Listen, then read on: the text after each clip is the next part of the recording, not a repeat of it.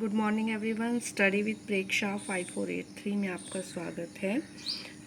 आज हम कर रहे हैं क्लास 8 मैथ के आंसर की।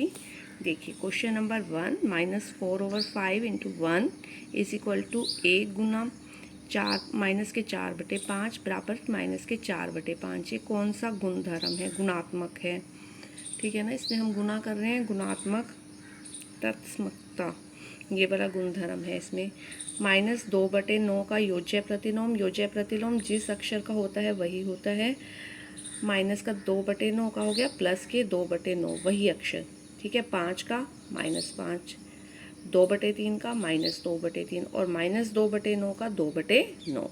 इनमें से आपने बताना है कि उस चतुर्भुज का नाम जिसके विकर्ण बराबर हो आयत होती है। x/3 बराबर 18, 3 कहाँ चला गया? ऊपर। 3 कहाँ चला जाएगा? ऊपर। 18 गुना 3 54, 18 3 54। 3/4 बराबर 3/4। इनमें से कौन सी संख्या है? 3/4 कौन सी संख्या है? परिमेय संख्या है, ठीक है। 0 सबसे छोटी प्राकृतिक संख्या है, गलत है। 0 सबसे छोटी पूर्ण संख्या है, प्राकृतिक नहीं है, पूर्ण है। सबसे छोटी प्राकृतिक संख्या 1 है। चतुर्भुज के बाहरी कोणों का योग 540 हो सकता है। किसी भी आकृति के बाहरी कोणों का योग जो है वो हमेशा 360 होता है, इसलिए यह भी असत्य है। इसमें कौन सा गुणधर्म है? 1/3। 6 पहले पीछे के ब्रैकेट में है, फिर आगे के ब्रैकेट में। सहचारिता का गुणधर्म है।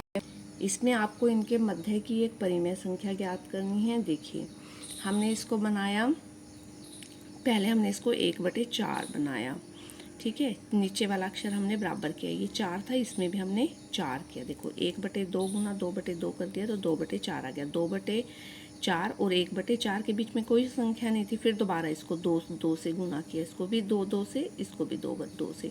2/8 4/8। या फिर आप सीधा भी देखिए, आपके पास ये है 1/4 और 1/2। हम इसका 8 बना लेते हैं, इसको 2/2 से गुना करके और इसको 4/4 से गुना करके।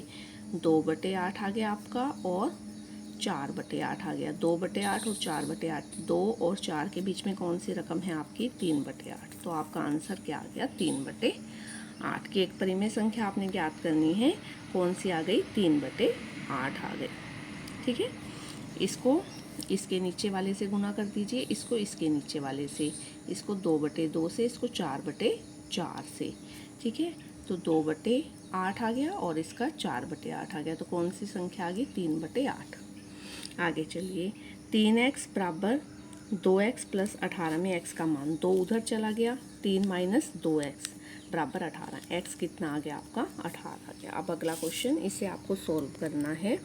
6x + 1/3 + 1 बराबर 6x - 3/6। हम इस सबको 6 बनाएंगे, जितने भी अक्षर हैं इनको हमें क्या बनाना है? 6। इसको पूरी रकम को 2/2 से गुना कर लिया, इसको 6 बनाने के लिए 6/6 से गुना कर लिया और इसका 6 है ही, इसको 1/1 से, ठीक है। 6 बनाया, 6 दूनी 12, 2 एकम 2, 3 दूनी 6, 6 एकम 6, 6 एकम 6 और ये आ गया आपका सेम, ठीक है। अब इसके बटे में भी 6, इसके बटे में भी 6, इसके बटे में भी 6, इन सबको एक लाइन में लिख सकते हैं।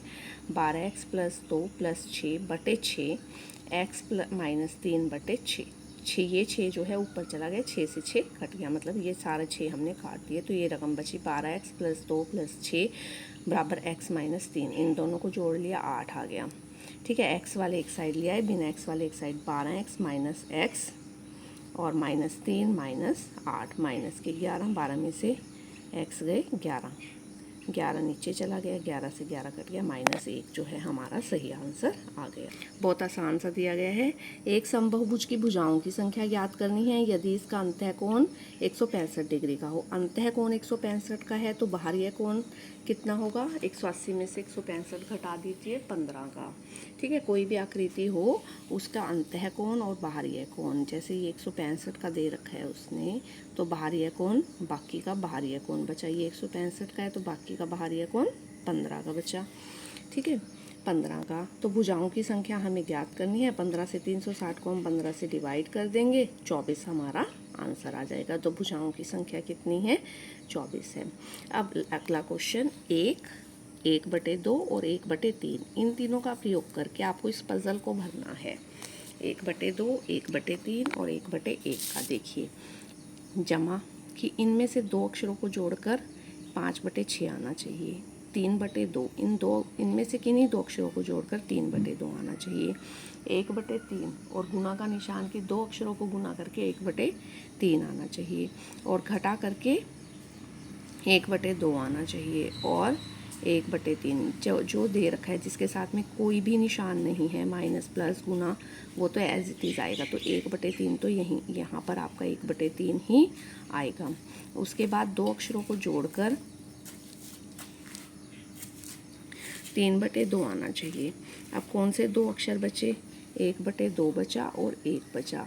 जब हमने इनको जोड़ा तो कितना आया हमारा? 3/2। देखिए 1 और 1/2, इनको आप जोड़ लीजिए।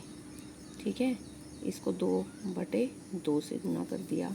2/2 जमा 1/2 कितना आ गया आपका? 3/2। तो 2/2 और 1/2। अब लिखना कैसे वो भी बताऊंगी। ठीक है, अब आधा कैसे आएगा? 1 में से 1/2 घटा देंगे तो हमारा आधा आ जाएगा।